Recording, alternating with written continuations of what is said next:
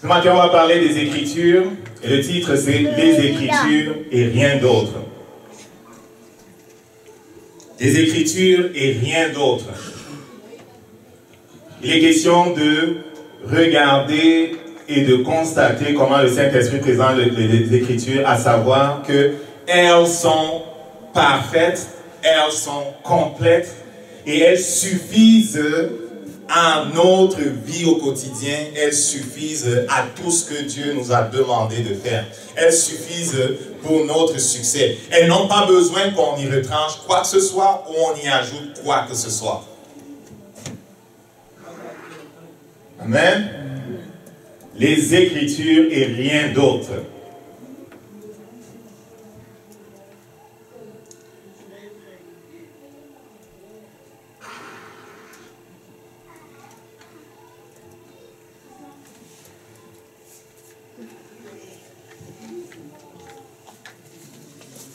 Le Saint-Esprit est celui qui a poussé les différents auteurs des livres qui se trouvent dans la Bible.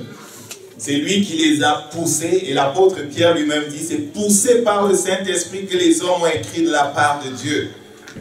Et donc pour nous, que certains appellent des fondamentalistes, et c'est un terme péjoratif au niveau des médias, nous croyons que la parole de Dieu, que la Bible est la parole de Dieu. Amen. La Genèse à l'Apocalypse, c'est la parole révélée de Dieu. L'auteur est le Saint-Esprit, et il s'est servi des hommes qu'il a inspirés, influencés, afin qu'il nous donne ce que Dieu veut que nous connaissions. À partir du moment où quelqu'un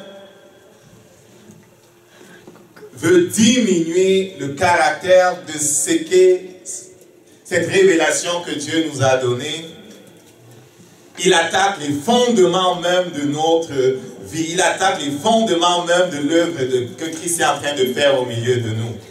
Pourquoi? Parce que quand on lit la parole de Dieu, on se rend compte qu'il ne fait rien sans sa parole. Il ne fait rien sans sa parole. Est-ce que quelqu'un comprend ça?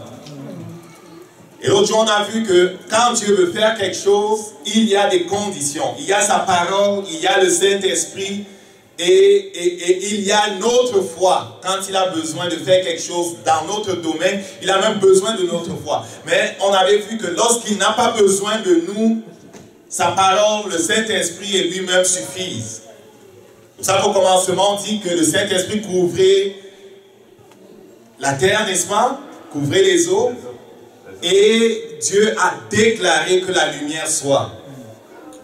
La condition, c'est qu'il faut que le Saint-Esprit recouvre le domaine que Dieu veut changer, le domaine que Dieu veut transformer.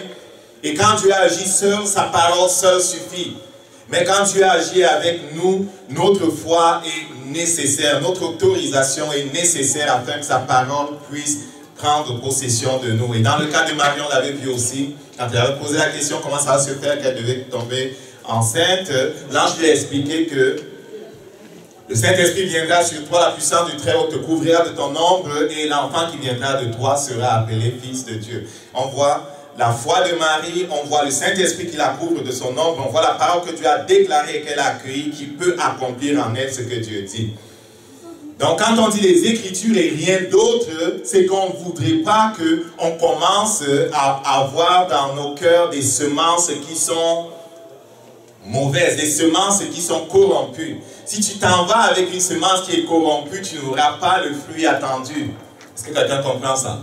Et le diable essaie de faire qu'on ajoute ou qu'on retranche à la parole de Dieu. Or, comme on va le voir, le Saint-Esprit dit, n'y ajoute rien, n'y retranche rien. Est-ce que quelqu'un comprend ça?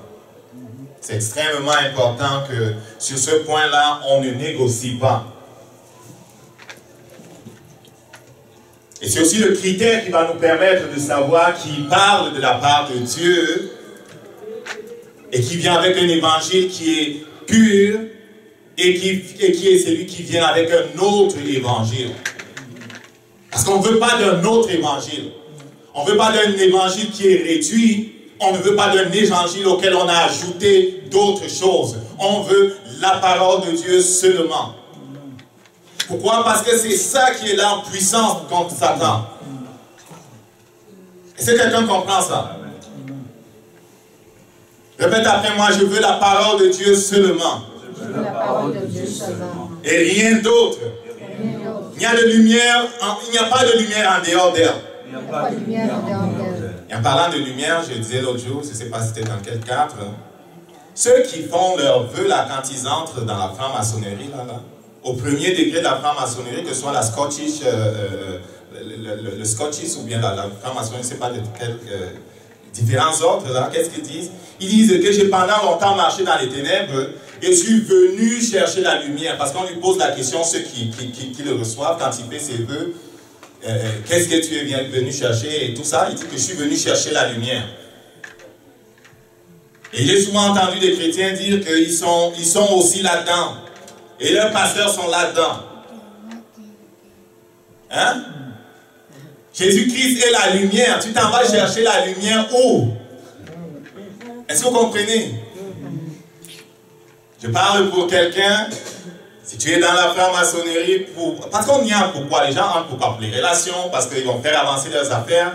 Dans nos pays comme en Afrique, on y entre parce que le président est là-dedans, les ministres sont là-dedans, tu ne peux pas être nommé si tu n'es pas là-dedans, les recteurs sont dedans, les sous-ministres sont dedans, c'est la fraternité, c'est avec ça qu'on fait les affaires, c'est avec ça qu'on avance. Sauf que quand tu entres, même dès le premier degré, que tu dis, je suis venu chercher la lumière, que les anges que Dieu t'a assignés se mettent à pleurer, ils sortent même de là. Ils ne sont même pas là déjà. Qu'est-ce que tu es allé faire même déjà là-bas? Tu es venu chercher la lumière. Il dit, je suis la lumière du monde. Celui qui marche après moi ne marchera pas dans les ténèbres. Et il dit qu'il est venu chercher la lumière. On va fermer la parenthèse. Écoute-toi à qui Dieu parle ce matin. Okay? Donc, le Saint-Esprit présente les Écritures comme étant la parole révélée de Dieu. On ne veut rien d'autre. Et elles suffisent, on l'a dit, à notre foi et à la vie. Plusieurs passages attestent de cela. Okay? Il y a plusieurs passages qui montrent que Dieu nous les a donnés pour guider notre vie. Dieu nous l'a donné pour cadrer tout ce qu'on devait faire. Et cela suffit pour tout. Et quand on regarde comment le peuple a vécu dans le désert avec Dieu, là, Dieu était vraiment leur source. Moïse était comme celui qui les enseignait, qui leur parlait de la part de Dieu. Et tout allait bien. Il n'y avait pas de chirurgien, de neurochirurgien, il n'y avait pas de comment on les appelle? Il n'y avait pas de psychiatre, il n'y avait pas d'ophtalmologue, il n'y avait pas de toutes ces affaires. Il n'y avait pas de toutes ces patchs qu'on a aujourd'hui. Et pourtant, le Saint-Esprit dit que lorsque l'Éternel sortait ses bataillons de l'Égypte, aucun d'eux n'était malade. Il n'y avait aucun indigent, il n'y avait aucun faible. Même les vieillards n'étaient pas faibles. Pourquoi? Parce que selon Dieu, sa parole est capable de nous pourvoir à tous nos besoins. Je ne suis pas contre les médecins ou la médecine, mais je dis que quand je lis, je me rends compte qu'il n'y avait pas de neurochirurgien et toutes ces affaires-là. Est-ce qu'on comprend ce que je dis là? Hein? On va dire qu'il n'était pas évolué. Ton évolution me fait pleurer. Parce que tu meurs plus vite que...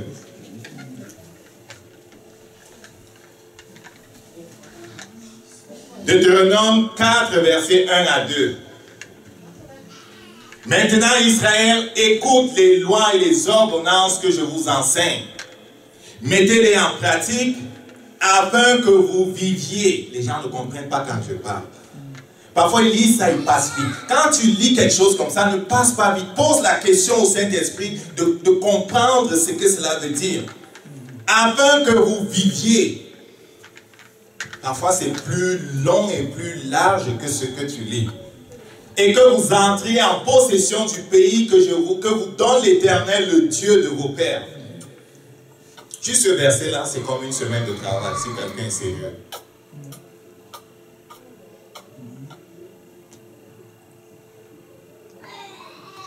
Écoute les lois et les ordonnances, ça veut dire la parole de Dieu, que je vous enseigne. Il est notre maître, il nous enseigne pour notre bien. Il dit, mets-les en pratique afin que tu vives. Si tu mets en pratique la parole de Dieu, la mort ne peut pas passer. Parce que la mort, c'est l'opposé de la vie. Il est impossible que la mort fasse son travail là où la parole de Dieu règne. C'est un homme, un jour, sa femme sort de la maison et elle voit son mari couché, étendu je ne sais pas si c'était au salon, c'était où, mais en tout cas, il avait eu une stroke, AVC. Ok? Et elle appelle l'ambulance, on vient le chercher. Pendant qu'on vient le chercher, elle se met à prier en criant que je ne vais pas perdre un autre mari. Elle avait déjà perdu un autre mari là. Je ne vais pas perdre un autre mari. Et elle criait, Jésus, il faut que tu nous aides. On ramène à l'hôpital et on intervient, on fait ce qu'on peut. Les médecins disent, écoute là, c'est une attaque massive. Ton mari là, il va rester comme... paralysé et plus capable de rien faire. Amen. Mais le Saint-Esprit les avait enseignés, les avait conduits à comprendre que dans la parole de Dieu, il y a la vie. Et que là où la parole de Dieu est, on va vivre plutôt que mourir. Et le Saint-Esprit leur a montré ce verset de Romains qui dit « To be carnally minded is death. To be spiritually minded is life. » C'est-à-dire, si tes pensées sont dominées par le naturel, tu vas mourir. Et si tes pensées sont dominées par ce que Dieu dit, tu vas vivre certainement. Et ils ont pris cette parole-là et ils se sont plongés dans la parole de Dieu. Et ils ont commandé tout ce qu'ils pouvaient commander sur comment rester dans la parole de Dieu, comment se plonger dans la parole de Dieu. Et ils méditaient jour et nuit, sa femme et lui. Et Dieu a restauré cet homme.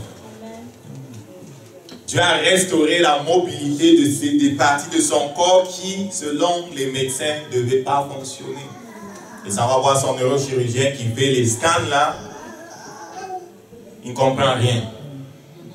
Parce que la mobilité est revenue, mais la partie du cerveau qui contrôle la mobilité de tout ce qui est revenu est morte dans le scan. Est-ce que tu comprends ça? Et le médecin te dit, je ne comprends pas. Je me rends simplement compte que il marche, il fonctionne normalement, même si les scanners montrent que cette partie du cerveau là est morte. Nous servons un Dieu vivant. C'est pour ça qu'il dit, écoute la loi, les ordonnances que je t'enseigne, mets-les en pratique afin que tu vives. Un collègue me raconte, pas un collègue, un camarade me racontait que il y a une baisse d'activité dans son entreprise depuis ces derniers mois. Je ne sais pas si tu as déjà vécu des baisses de charges dans les entreprises, c'est pas drôle. On en a vécu une il y a peut-être 2 ans ou 3 ans. Tu viens là et tu démarres ton ordinateur et puis tu fais rien là. Tu lis. C'est pas drôle 8 heures à lire les standards, les specs, et puis tu ne produis pas pour le client, tu comprends? Tu te rends bien compte qu'on te paie à ne rien faire. Et tu te demandes, ils vont me payer à ne rien faire pendant combien de temps?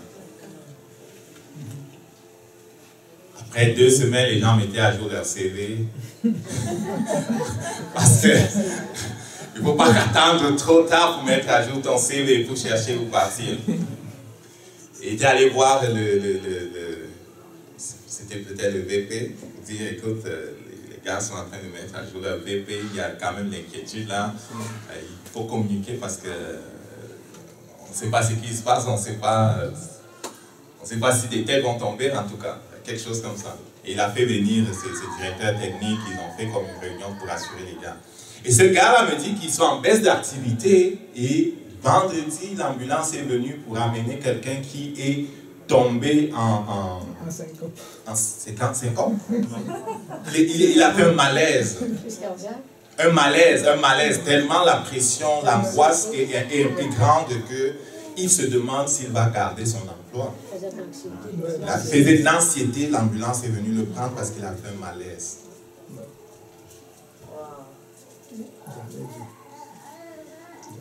Si la parole de Dieu contrôle ta vie, ça ne va pas régler. Est-ce que quelqu'un comprend ça? Est-ce que quelqu'un comprend ça? C'est pour ça que quand je vous dis qu'il n'avait pas de neurochirurgiens, de psychiatres et de tout, vous allez me dire que ils étaient dans un autre temps, ils étaient comme... nous, on est comme... on est moderne.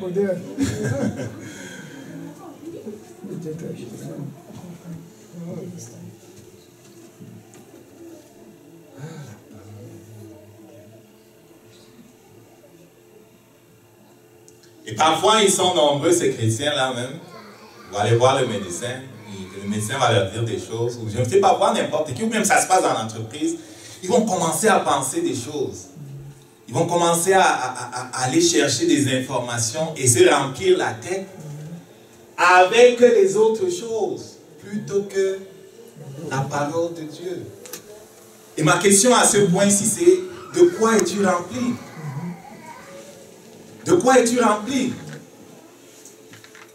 Beaucoup vont aller fouiller sur l'internet les noms que les médecins leur ont donnés là. Et le médecin a dit, c'est les noms souvent en latin.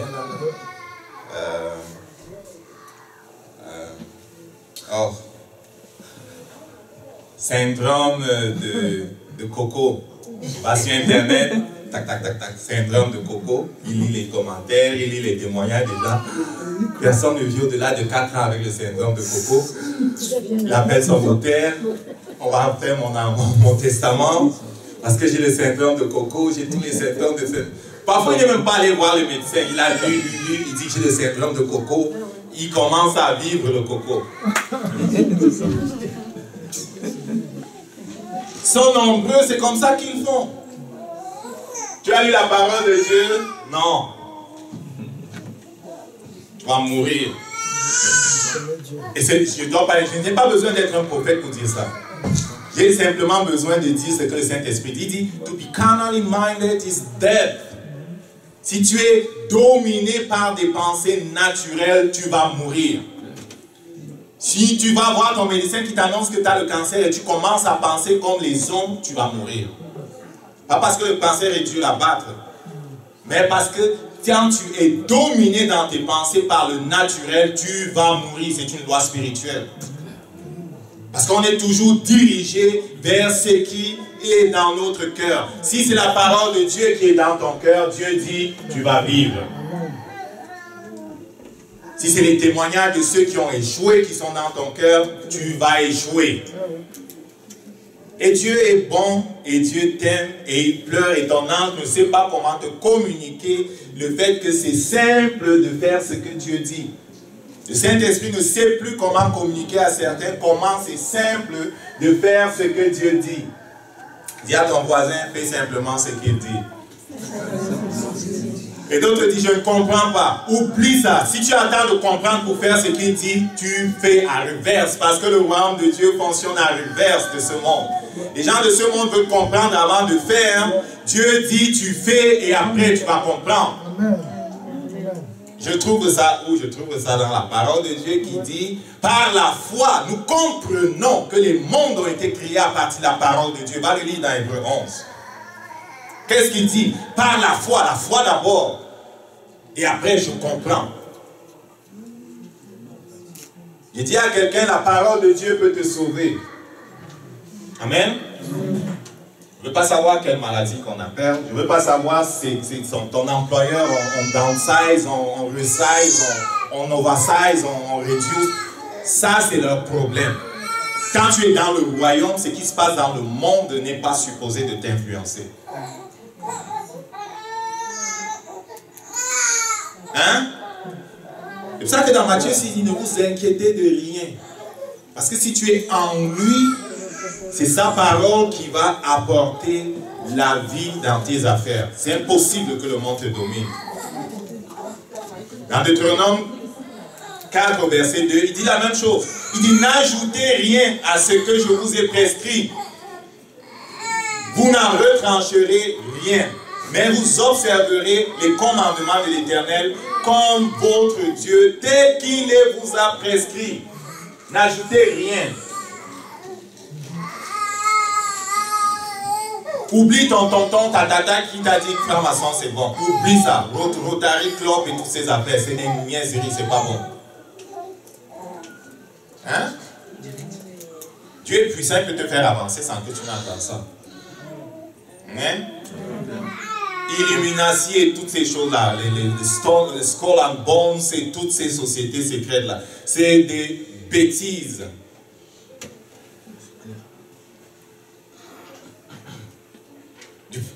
En ceci que ça ne t'aide pas vraiment, ça te détruit.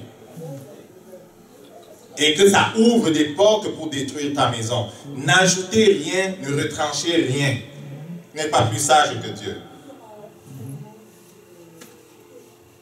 Vous observerez, vous mettrez en pratique toutes les paroles que je vous ordonne, vous n'y ajouterez rien. Et si tu regardes bien, ce n'est pas une suggestion, hein. Souvent les chrétiens ont pensé qu'ils s'en vont à Dieu comme s'ils allaient le consulter.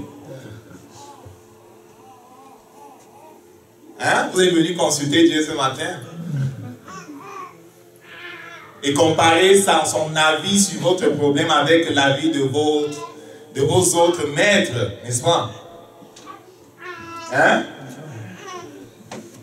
Il dit, je vous ordonne. Il se prend pour ton maître. Et si tu l'as oublié, il est même ton maître. Et Jésus qui disait à ses disciples, vous m'appelez maître et seigneur. C'est pas comme s'il cherchait ça. Il est. Tu ne vas pas lutter avec lui pour ça. Écoute là, Gabriel l'honore. Nathan, tu connais Nathan? Tu connais Gabriel? Si Gabriel se tient ici, nous on ne peut même pas rester debout. La gloire qui est sur lui est tellement importante. Et Gabriel fléchit les genoux devant Jésus. C'est Jésus qui l'a créé. Je vous ordonne, il faut comprendre ce que ça veut dire. Les chrétiens lisent ça, ils passent trop vite là-dessus. Je vous ordonne. Il dit que moi je pense que Dieu dit, je te dis de faire ça. Il dit non, moi je pense que... Je ne sais pas, hein. Moi je ne sais pas. Je ne sais pas comment faire avec ces gens-ci. Ils ont leur idée encore. Moi j'ai pris ma propre idée. C'est l'idée de Dieu, mon ami. Il dit, fortifie-toi seulement et bon courage, agissez fidèlement selon toutes les lois de Moïse, mon serviteur, t'a prescrit. Ne t'en détourne ni à droite ni à gauche, afin de réussir dans tout ce que tu entreprendras. Si tu ne réussis pas, écoute, si tu es sage, tu vas venir voir, est-ce que j'ai mis en pratique tout? Est-ce que je me suis détourné à droite? Est-ce que je me suis détourné à gauche? Parce que s'il y a quelque chose qui est vrai, Dieu n'est pas un menteur. Le Saint-Esprit dit que tout soit reconnu comme menteur et Dieu comme véridique. Pourquoi? Parce que Dieu ne peut pas mentir. Et donc on doit mesurer tout et mesurer notre vie à partir de ce que Dieu dit pour voir ce qu'il dit. Et il veut qu'on réussisse afin que tu réussisses dans tout ce que tu entreprendras.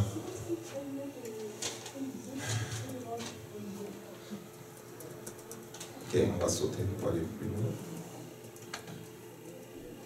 Le Nouveau Testament parle de la complétude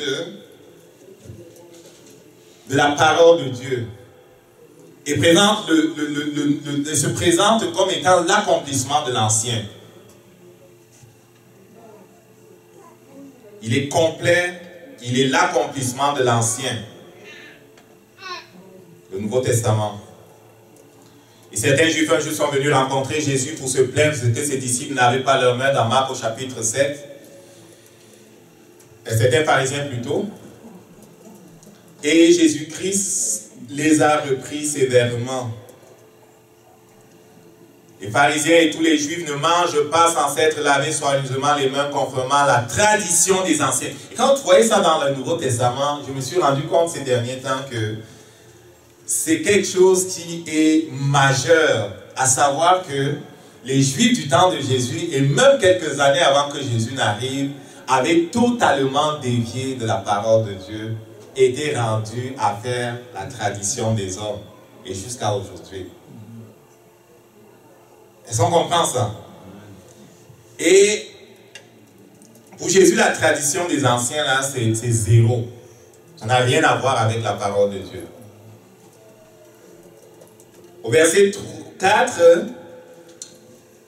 ils reviennent à la place publique et ils mangent, quand ils reviennent de la place publique, ils ne mangent pas qu'après s'être purifiés. Ils ont encore beaucoup d'autres d'observances traditionnelles comme le lavage des coupes, des cruches, des vases, des reins, toutes sortes d'affaires. Et les pharisiens et les scribes lui demandèrent pourquoi tes disciples suivent-ils la tradition, ne suivent pas la tradition des anciens, mais prennent-ils leur repas avec des mains impures. Jésus leur répondit, hypocrite, Ésaïe a bien prophétisé sur vous, ainsi qu'il est écrit, ce peuple m'honore des lèvres, mais son cœur est loin de moi. C'est en vain qu'il m'honore en donnant des préceptes qui sont des commandements des hommes. N'ajoutez rien. Et dans beaucoup de places, même dans les églises chrétiennes, on dévié de la parole de Dieu et ont ajouté des affaires qui n'ont rien à voir avec la parole de Dieu. Ils sont des commandements des hommes.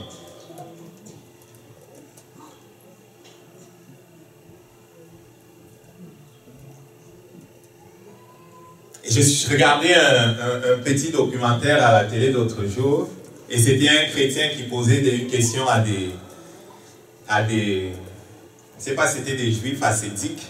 J'ai rien contre les juifs là, mais quand même, je me rends compte que c'est l'extension des pharisiens. Du coup, ce que Jésus pense des pharisiens, je pense qu'il dirait ça demain, aujourd'hui. Et il leur pose la question sur un verset de l'Ancien Testament, dans Ésaïe. Et celui-là lui dit que non, pour interpréter ça, il faut que tu ailles lire dans le Talmud ce que les docteurs de la loi, ce que les rabbins ont dit de ce passage-là. Tu ne peux pas l'interpréter juste comme ça. Il faut que tu lises le Talmud pour interpréter ce que le prophète a dit. Tu comprends? Donc ils sont rendus dans cette place-là où Dieu parle par le Saint-Esprit. Maintenant, on prend les lunettes du Talmud pour interpréter ce que Dieu dit. Et il y a aussi un autre livre sur le Talmud, justement, sur le judaïsme. Et c'est lui qui écrivait parler de l'histoire du Talmud.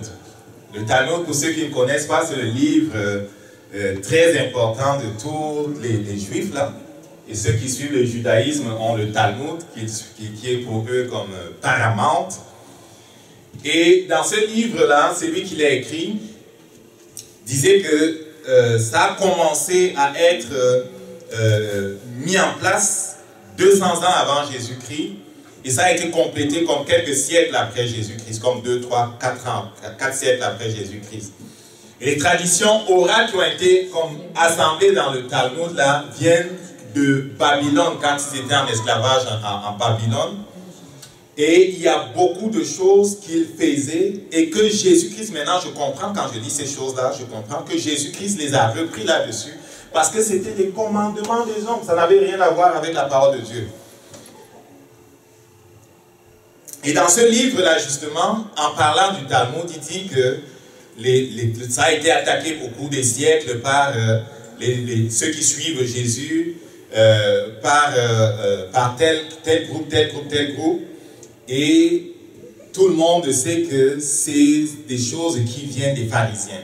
Ok, j'ai paraphrasé. Quand on va revenir spécifiquement sur l'étude de ces choses-là dans un autre cadre, je pourrais vous montrer. Mais ce qui est clair, c'est que c'est des choses qui viennent des pharisiens qui avaient abandonné la doctrine de Dieu pour enseigner les choses des hommes.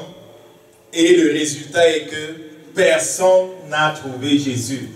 Si ce n'est que les gens comme Pierre, comme Jacques, le frère de Jésus, comme Nicodème, comme Paul, par la grâce de Dieu et les autres. Mais après un certain temps, l'Église s'est étendue vraiment au-delà des Juifs purs là. C'est aujourd'hui que ça recommence à revenir un peu. Pourquoi? Parce que le commandement des hommes les a éloignés de Dieu. Et voilà ce que va faire Satan. Il va s'assurer que ou tu retranches ou tu ajoutes pour te faire dérailler. C'est pour ça que nous disons la parole, les Écritures seules et rien d'autre. Parce qu'on sait que quand tu ajoutes ou que tu retranches, c'est la voie de la perdition, c'est la voie de l'échec. Est-ce que quelqu'un comprend ça? Je ne suis pas aussi contre, rien contre l'Église catholique, mais quand je visitais un site qui est comme très, comment dire ça? Un site web qui parle de la doctrine, c'est pas un petit site. C'est clairement montré que oui, il y a les Écritures, mais il y a la tradition des anciens, et puis il y a tout ce que les différents papes ont décrété comme vérité in cathedra. Ça veut dire quoi? Quand le pape parle à partir du trône, c'est qu'il dit est égal à la parole de Dieu. Donc il y a 3 sources de vérité. Tu comprends? Ça c'est un problème. Parce que les autres, tu ne peux pas les vérifier vraiment. Les autres ne s'accordent pas avec la parole de Dieu, mais on va les forcer comme étant des choses que l'on peut ajouter, même si elles n'ont pas de correspondant dans la parole de Dieu. Or, qu'est-ce que Dieu nous a dit? Dieu nous a dit sa parole est complète. Complète. En sorte que si je me mets ici et parle la part de Dieu, ce que je dis ne s'harmonise pas avec la parole de Dieu. Ne recevez pas ça, les amis. Même si les morts ressuscitent et que ce n'est pas correspondant à ce que la parole de Dieu dit, ne ressuscitez pas. Satan est capable de ressusciter les morts. Ça, c'est pas quelque chose de... C'est pas une science qui est au-dessus de lui. Ok? Est-ce que quelqu'un comprend ça? C'est pour ça qu'il disait que, quand les gens prophétisaient à Corinthe, il disait que un prophétise et que les autres se taisent. Et quand un a prophétisé, que les autres jugent. Ils jugent comment? Ils jugent avec la parole de Dieu. Ils jugent avec la parole de Dieu que ce que tu apportes comme message n'est pas en contradiction avec la parole de Dieu, parce que le Saint-Esprit ne se contredit pas. S'il y a quelque chose que tu dois mettre dans la tête, c'est que la parole de Dieu est complète, et même quand il parle, il l'a déjà dit dans la parole écrite. Je dois la trouver dans la parole écrite. Si je ne peux pas la trouver dans la parole écrite, je la rejette. Il n'avait pas trouvé dans la parole écrite tout ce qui pouvait supporter la doctrine du purgatoire, je l'ai rejeté. Hein? Je n'ai pas trouvé dans la parole écrite ce qui pouvait supporter le fait que je vénérais une sainte et je priais la sainte en question, je l'ai rejeté. Est-ce que quelqu'un comprend ça? Je n'ai pas trouvé dans la parole de Dieu quelque chose qui me dit que j'ai besoin d'aller chercher la connaissance secrète dans le gnostisme ou bien dans l'illumination. Je rejette ces choses, je ne veux pas savoir ce qu'ils enseignent. Amen. Donc la parole de Dieu, c'est ce que nous permet de valider si c'est de Dieu ou pas, et c'est complet. C'est complet. Le problème des Juifs, c'est quoi? Ils ajoutaient les commandements des hommes. Et Jésus dit, quand tu ajoutes, tu annules. Tu annules la puissance de Dieu.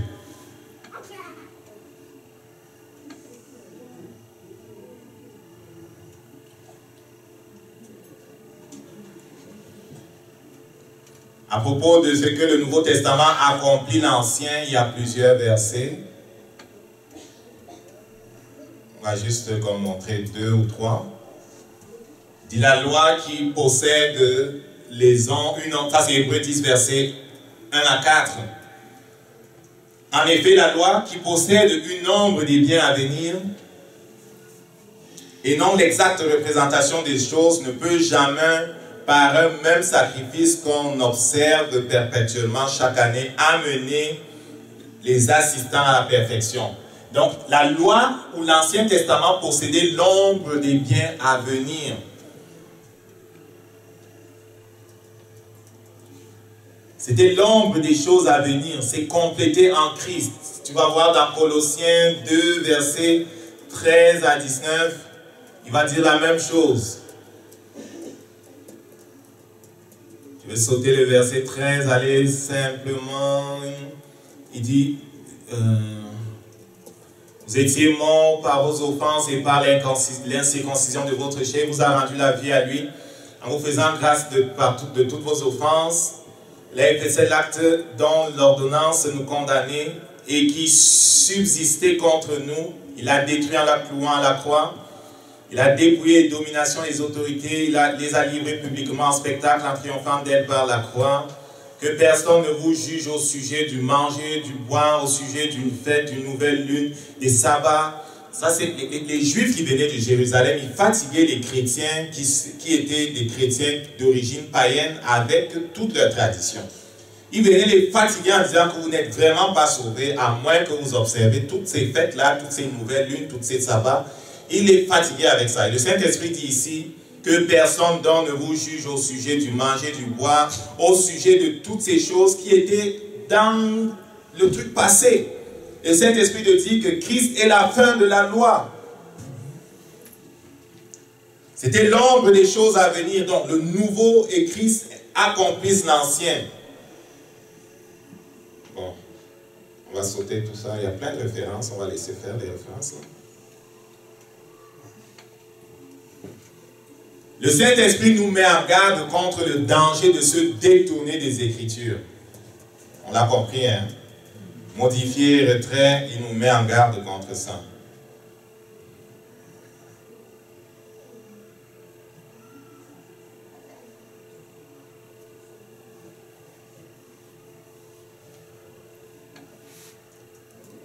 Saint-Esprit présente la parole de Dieu comme étant complète, comme étant parfaite. Ce que Dieu veut que tu comprennes, c'est que ces Écritures suffisent. Parfois, on va dire que c'est dur à comprendre. C'est pour ça qu'on est allé vers d'autres sources. Écoute là, c'est pas dur à comprendre. C'est pas dur à comprendre. Hein? La façon d'approcher la parole de Dieu, c'est de savoir que la parole de Dieu, premièrement, te révèle Dieu. Tu dois approcher la parole de Dieu, premièrement, pour connaître Dieu. Tu dois approcher la parole de Dieu, premièrement, pour connaître les coutumes de Dieu, la pensée de Dieu. Laissez-vous transformer par le renouvellement de votre intelligence. Et tu dois mettre en pratique le petit que tu connais. Et les autres choses que tu ne comprends pas ne doivent pas t'empêcher de croire que c'est Dieu qui parle et de faire ce qu'il dit. Parce que la compréhension vient après la foi et la mise en pratique simple. Une foi d'enfant qui met en pratique ce que Dieu dit. Et souvent, on n'a pas compris parce qu'on a visité la parole de Dieu, on n'est pas demeuré en elle. Je vais revenir sur ce que le Seigneur nous a dit au départ. Il dit depuis que le royaume de Dieu est annoncé, c'est par la violence qu'il avance et ce sont les violents qui s'en emparent. Si tu n'es pas violent et que tu n'es pas violent avec... comment dire ça? Si tu n'es pas déterminé à prendre ce que Dieu te donne, tu n'es pas déterminé à entrer dans ce que Dieu te donne. Et Dieu te donne quoi? Dieu te donne même la compréhension des Écritures. Dieu te donne la révélation des Écritures. Dieu te donne d'être rempli de sa parole. C'est ton privilège d'être rempli de la parole de Dieu et de voir la parole de Dieu agir en toi et à travers toi. Donc en partant, tu dois mettre dans ta tête que c'est quelque chose qui est en moi. C'est quelque chose que Dieu me donne de comprendre sa parole. Et si tu es chrétien nouveau que tu ne comprends pas encore, ça ne doit pas te décourager. Parce qu'il dit, vous me chercherez et vous me trouverez si vous me cherchez de tout votre cœur. Est-ce que tu cherches de tout ton cœur? Il peut te dire que quand j'étais au début, je ne la comprenais pas comme je la comprends aujourd'hui. Et aujourd'hui, je ne la comprends pas comme je vais la comprendre demain. Je vais te dire ce que j'ai fait par contre. J'ai toujours été proche de ma parole. Hein? J'ai toujours été proche de la parole.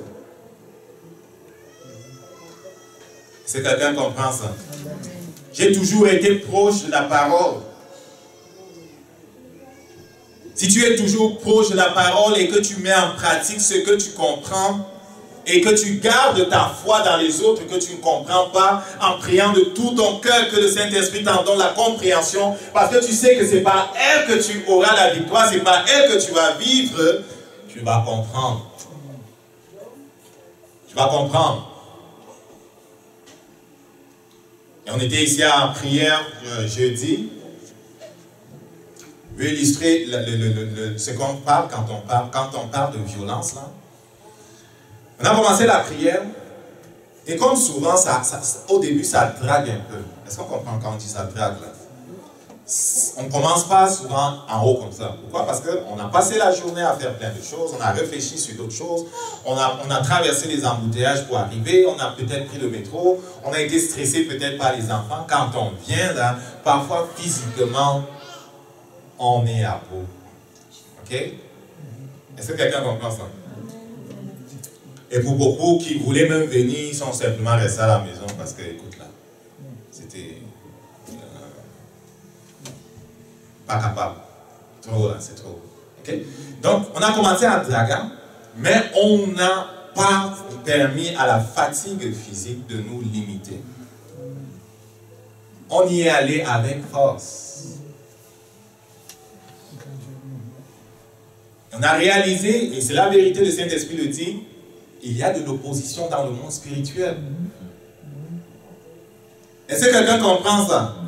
Il y a de l'opposition dans le monde spirituel. Depuis le matin où tu te lèves, dès que tu poses le pied à terre, les esprits maléfiques qui ont été assignés à te suivre, qu'on appelle l'esprit familier, commencent le travail. Ils travaillent de l'extérieur, mais ils commencent le travail à monitorer ce que tu fais et à t'injecter dans la tête des pensées pour te décourager. Et les autres qui sont avec eux font la pression sur toi et sur tes autres frères, font la pression sur nous, pour qu'on ne fasse pas ce que l'on doit faire. Et beaucoup savent ce qu'il faut faire, mais ils ne le font pas. On n'a pas permis à cette pression de nous arrêter. On y allait contre cette pression. Parce qu'on est conscient de ce que Satan fait. Et on a brisé son opposition et on est monté dans la prière. Ce que la Bible appelle high praises or high, la prière de haut niveau, là, c'est pas à partir de la terre. On est monté. On a reconnu notre place et on a prié à partir de notre place. On est assis dans le ciel. Et c'est le temps pour toi de réaliser que tu es assis dans le ciel. Et c'est le temps pour toi de te shaker pour faire tomber ces choses-là. Mais si quand il vient, il fait pression sur toi par toutes sortes de choses, et que tu te laisses faire, ben, ça ne va jamais aller. Amen? Donc, les Écritures et rien d'autre, c'est extrêmement important pour qui veut avoir des fondations solides. Et après, il faut comprendre ce que le Saint-Esprit nous a dit au début. Il faut persévérer. Il faut aller encore et encore et ne jamais accepter le statu quo. Ne jamais accepter ce qui n'est pas ce que Dieu a promis comme quelque chose qui va rester. Je n'accepte pas ce que Dieu n'a pas promis comme quelque chose qui va rester. Jamais. Et je lui dis à lui, à chaque jour, tu es menteur. Et je laisse la parole de Dieu peindre dans mon intelligence la victoire. Dans mon imagination, la victoire. Je me laisse dominer par la victoire et la vision de la victoire. Pour moi, la perte n'est pas une option. Donc, commence à purifier déjà et à éliminer de ta vie tout ce que tu aurais à mener comme ajout et enlève les autres choses. Enlève les traditions. Enlever la doctrine des hommes. Si la parole ne le dit pas, rejeter ces affaires. On n'est pas là pour supporter des institutions. Amen. On va se lever debout. Que Dieu nous aide tous à vraiment fonder nos vies sur la parole et rien que la parole, c'est la clé de la victoire. À rester établi sur la parole, à remplir nos cœurs de la parole. Et à agir avec violence, avec persévérance, sans nous arrêter. Le roi a tapé 3 fois, il s'est arrêté. Et le prophète s'est mis en colère. Écoute le Saint-Esprit. Tant que le Saint-Esprit ne dit pas arrête, continue de faire ce qu'il t'a montré. Il y a des choses qu'on ne va jamais arrêter. Comme méditer la parole de Dieu, on ne va jamais s'arrêter de le faire.